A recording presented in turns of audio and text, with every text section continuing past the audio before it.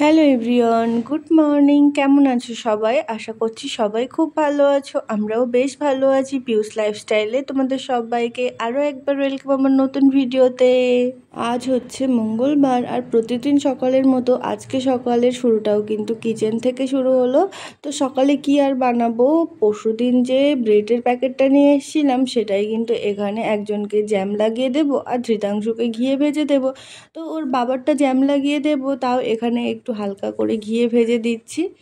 আর তারপরে ধৃতাংশুরটাও কিন্তু ছোট ছোট করে পিস করে রেডি করে দেব। আর তোমরা তো দেখতেই পেলে আজকে টিফিনের তেমন কোনো ঝামেলা নেই, যে কারণে একটু লেটই ঘুম থেকে উঠেছিলাম। আর ওই যে টিফিনটা রেডি করে তারপর কিন্তু ওর বাবাকে ডাক দিলাম, ওর বাবা উঠে পড়লো, তারপরে ফ্রেশ হতে লাগলো। ততক্ষণে কিন্তু আমি চাটা বসিয়ে দিলাম। আর এই যে এগুলো ওভাবেই রেখে দিয়েছি, চাটা খাওয়ার পরে তারপরে প্যাক করে দেব। তো এই যে দেখো, প্রত্যেকদিন সকালে কিন্তু লিকার চাই খাওয়া হচ্ছে, কয়েকদিন কিন্তু গুড়ের জল খাওয়া হয়েছিল, তারপরে আবার এখন সে বলছে লিকার চাই খাবে, যে কারণে লিকার চাই খাওয়া হচ্ছে। তো এখানে বসে পড়লাম এক কাপ চা আর এক প্যাকেট বিস্কিট নিয়ে। তো চলো এবার চাটা খেয়ে নিই। চাটা খাওয়ার সময়েই কিন্তু ধৃতাংশুকে বারবার ডেকে ঘুম থেকে উঠিয়েছি, কারণ সকালে তো ঘুম থেকে কিছুতেই উঠতে চায় না। যাই হোক করে ঘুম থেকে উঠালাম।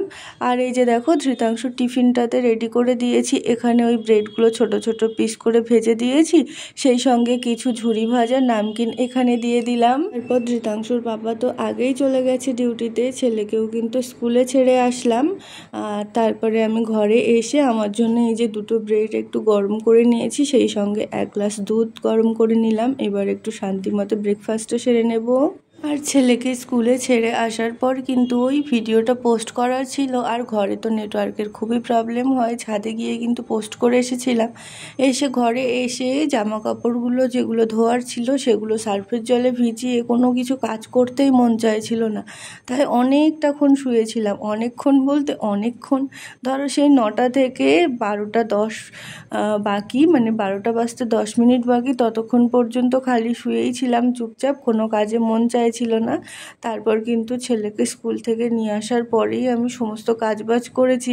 আর আজকে ওই যে ধৃতাংশুর বাবা এসেছে, তখনও আমি ছেলেকে খাওয়াইনি, একসাথে আর কি সবাই খেতে বসেছি। যখন আসলো তখন আমি সবাই পুজো দিচ্ছি। সকাল থেকে মনটা ভালো ছিল না, যে কারণে কোনো কাজেই মন চাইছিল না সকাল থেকেই, না আগে থেকেই মনটা ভালো ছিল না, যে কারণে কোনো কাজে এনার্জিই পাচ্ছিলাম না। আর রান্নার তেমন কোনো চাপও ছিল না, মাছের ঝোল তো অনেকটাই থেকে গিয়েছিল, আর একটুখানি ডাল ভর্তা করব, যে কারণে আর ইচ্ছে হলো না, ভাবলাম একটু রেস্ট নিই। আমি যাকে যা কথা দিই সর্বভাবে চেষ্টা করি কথাটা রাখার, তারপরেও যদি কেউ আমার দিকে আঙুল তোলে, আমার বিশ্বাস নিয়ে প্রশ্ন তোলে, সেখানে কিন্তু আমি কোনো তর্কে যাই না, বিতর্কে যাই না। নিজেকে যে সত্যতা আছে আমার মধ্যে সেটা প্রমাণ করারও চেষ্টা করি না, চুপচাপ সেখান থেকে বেরিয়ে আসতেই পছন্দ করি। কারণ একবার আমি তার কাছে ভালো সাজার চেষ্টা করে তো কোনো লাভ নেই। সে যদি আমাকে একবার বিশ্বাস করে, আমার বিশ্বাস পরবর্তী সময়ে সে আবারও আমাকে অবিশ্বাসী করবে। তারপরে একজন তো অবিশ্বাস করলো, অন্যরা যারা জড়িয়ে আছে তারাও না, তারা একদিন আমার দিকে আঙুল তুলবে। তার থেকে ভালো তারা ভালো থাক, সুস্থ থাক, আমি সেখান থেকে বেরিয়ে আসি। কিছু কিছু জায়গা তো এমন আছে যেখান থেকে খুব সহজেই বেরিয়ে আসা যায়, কিন্তু কিছু কিছু জায়গা এমন আছে যেখান থেকে তুমি চাইলেও বেরিয়ে আসতে পারবে না। সে তোমার যত দুঃখ হোক, কষ্ট হোক, তোমাকে মুখ বুজে সেখানে পড়ে থাকতেই হবে। নিজের প্রয়োজনে, নিজের ভবিষ্যতের প্রয়োজনে সেখানে থাকতে হবে। নিজের শখ আহ্লাদ, সুখ স্বাচ্ছন্দ্য সমস্ত সব কিছু বিসর্জন দিয়েও থাকতে হবে। তো সেই কারণে পরিস্থিতিটাকে মানিয়ে নিয়েই চলা ভালো। আর আমি সেই পরিস্থিতিটাকে মানিয়ে নিয়েছি, অ্যাডজাস্ট করে নিচ্ছি সমস্ত সব কিছু মানিয়ে গুছিয়ে চলার চেষ্টা করছি। দেখা যাক সামনের দিনে আমার জন্য কী অপেক্ষা করছে। তো যাই হোক, এখানে কিন্তু আজকে খুব একটা বেশি কাপড় হয়নি, বেশ কয়েকটাই কাপড় হয়েছিল। তো কি করব, ছেলেকে নিয়ে আসার পরে জামা কাপড়গুলো ধুয়ে এখানে মেলে দিয়েছিলাম। তারপরে ওই যে ডাল ভর্তাটাও কিন্তু বসিয়ে দিয়েছি প্রেসার কুকারে। আর ঘরের তো অনেক কাজই থাকে, ঘর ঝাড়ু পোছা সব কিছুই ছিল, সবগুলো করে নিয়েছিলাম। আর ওই যে ছেলের জন্য কিছু খাবার টাবার আনা হয়েছিল, সে কিন্তু তার মতো ওখানে বসে বসে খাচ্ছিল, আর আমি এখানে বাদবাকি কাজগুলো সব সেরে নিয়েছিলাম। তারপর ওই যে মোছামুছি সমস্ত সব কিছুই তো থাকে বলো, সব কিছুই গোছগাছ করছিলাম একে একে। আর কাপড়গুলো মেলার পর না আজকে বিছানার চাদরটাও বদলে দিয়েছি। যে চাদরটা ছিল সেটা তো অনেক আগেই ভিজিয়ে দিয়েছি, তারপরে এই যে নতুন একটা চাদর কিন্তু এখানে বিছিয়ে দিচ্ছি। আসলে বেড কভার বেশি দিন পেতে রাখা যায় না, কারণ আমার ছেলে খাওয়া দাওয়া সবে বিছানার মধ্যেই করে, যে কারণে সমস্যা। খেলাধুলা সব কিছু এর মধ্যেই। আলাদা রুম আছে, সেখানে একদমই বসতে চায় না, একদম থাকতে চায় না।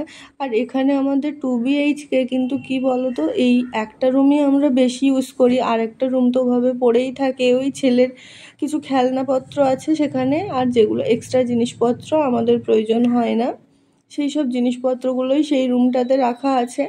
বাকি এ ঘরটাই বেশি ইউজ হয়, কিচেন ডাইনিংটাও সেভাবে ইউজ হয় না। তো কি আর করার, এখানে তাও একটু শান্তিতে থাকতে পারছি, যে কারণে এখানে থাকা। তো যাই হোক, আমি এখানে বিছানাটা সুন্দর করে পেতে নিচ্ছিলাম।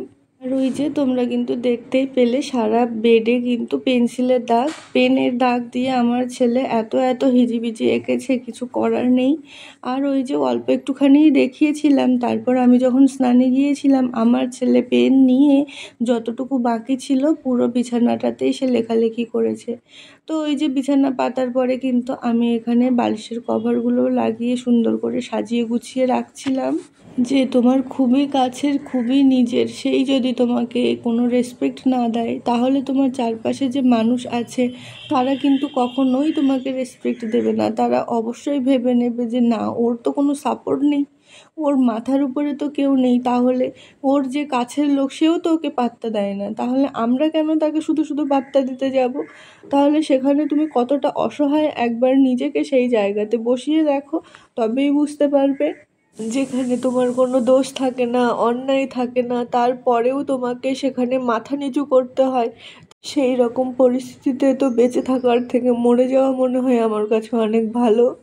এই সমাজে তুমি যদি সুস্থভাবে বেঁচে থাকতে চাও, তাহলে তোমার বাপের অনেক সম্পত্তি থাকা প্রয়োজন, তার বাপের অনেক মান সম্মান থাকা প্রয়োজন, উচ্চ বংশ হওয়া প্রয়োজন, তবেই তুমি সুখে শান্তিতে কারোর সাথে ঘর সংসার করতে পারবে। কেউ কিন্তু একটা অসহায় মেয়েকে নিজের মতো করে গুছিয়ে পিছিয়ে কিন্তু মানুষ করে নিতে পারে না। সব সময় চেষ্টা করে তার যে ক্ষত অংশটা আছে সেই ক্ষত অংশটা বারবার আঘাত করার। সুখ সত্যিই সবার কপালে থাকে না, যার কপাল অনেক ভালো সে সুখ পায় সেটা ভুল কথা, কারণ ওই যে যার পিছনে অনেক সাপোর্ট আছে সুখ কিন্তু তার থাকে, কিন্তু যার সাপোর্ট নেই তার কিন্তু সুখ নেই। আমি ভগবানের কাছে এটাই যাই যে ভগবান তুমি আমাকে অনেক শক্তি দাও, যাতে আমি সমস্ত লোভ সমস্ত সব বিসর্জন দিতে পারি, আমার জীবনে যেন কোনো চাওয়া পাওয়া কোনো কিছুই যেন না থাকে। বাইরে থেকে একটা মানুষকে হাসি খুশি দেখলেই কিন্তু তার ভিতরটা বোঝা যায় না, তার ভিতরে কিন্তু অনেকখানি অংশ জুড়ে জুড়ে থাকে দুঃখ কষ্ট। তো যাই হোক, এভাবেই কিন্তু পরিস্থিতিকে মানিয়ে নিয়ে চলতে হবে। আজ অনেক কিছু তোমাদের সাথে শেয়ার করলাম। তো যাই হোক, এখন ওই বিকালের সময়টাতে ধৃতাংশু ঘুমিয়েছিল আর ওর বাবা ডিউটিতে গিয়েছিল। আর ওই যে তোমাদেরকে বলেছিলাম না, ধৃতাংশুর স্কুল থেকে কিছু চাট নিয়ে আসা হয়েছে, তো সেগুলো রেডি করতে হবে, যে কারণে ওর ওই খাতাতে আমি সব রেডি করার জন্য এখানে বসে পড়লাম। যেহেতু এখনও ঘুমিয়ে আছে তাই আমি ভালোভাবে কাজটা সারতে পারবো। আর এই যে দেখো, ও খুবই মানে একটুখানি টাফই কাজ, প্রত্যেকটা ছবিকে আলাদা আলাদা করে বার করা, নাম্বারিং করে এখানে সেট করা। এই অ্যানিমেলটা আমি রেডি করেছি। তো তার কিছুক্ষণ পর কিন্তু ওর বাবাও চলে এসেছিল, ধৃতাংশু তখন ঘুমোচ্ছিল, আর ওর জন্য না অনেকগুলো ফ্রুট নিয়ে এসেছিল। তো ফ্রুটগুলোর কথা বলাতে ধৃতাংশু কিন্তু ঘুম থেকে উঠে পড়েছে, আর ওই উঠলে বলছিল আম খাবে, যে কারণে ওখানে একটা ওকে আম কেটে দিয়েছিলাম।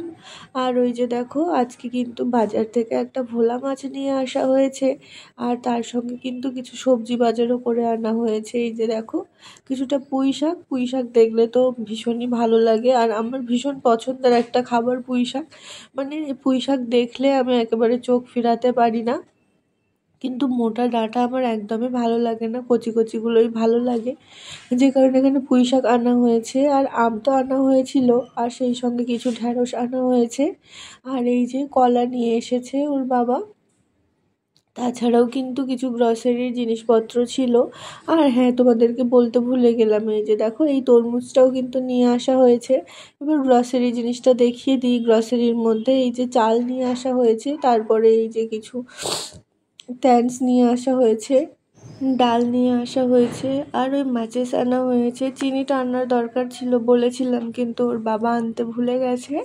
আর কি বলতো, কম কম জিনিসই নিয়ে এসেছি, কারণ আর তো একটা দুটো দিনই আছি, একটা দুটো দিন পরে তো আমি আমার মতো চলে যাব। ওর বাবা চলে যাবে ট্রেনিং, সেই 1 মাস পরে আসবে। তারপর হয়তো 15 দিন ছুটি নিয়েছে, 15 দিন থাকবে, তারপর আবার একসাথে আসার কথা আছে।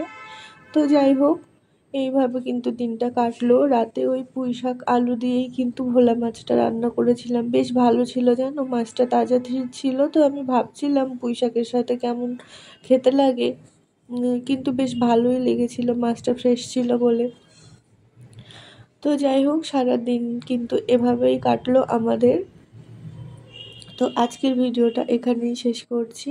কেমন লাগলো তোমরা অবশ্যই কমেন্ট করে জানিও। ভালো থেকো সবাই, দেখা হবে নতুন কোনো ভিডিওর সাথে। ততক্ষণ সবাই ভালো থেকো, সুস্থ থেকো, সাবধানে থেকো।